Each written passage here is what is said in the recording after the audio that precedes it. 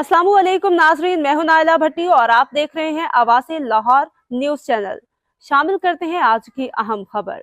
लाहौर से आपको बताते चले हमारे deputy bureau chief Awaz Lahore news Nadir Hussain Qadri की रिपोर्ट के मुताबिक आज Punjab trade union action committee के रहनुमाओं का पंजाब एम्प्लॉयज़ सोशल सिक्योरिटी की कमिश्नर और दीगर अफसरान के साथ कामयाब मुज़ाकरात। Punjab trade union action committee ने 17 अक्टूबर 2023 को PSC head office jail road Lahore के बाहर मजदूरों के मुतालबात के हक में एहतजाज और धरने की कॉल दी थी, जिसमें पंजाब भर की मजदूर फेडरेशन और यूनियंस ने शामिल होने का ऐलान कर रखा था।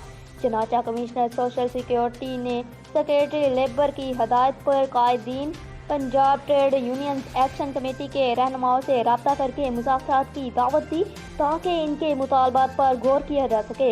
और 16 अक्टूबर दिन 11 बजे चौधरी नसीम इकबाल मरकजी सदर पाकिस्तान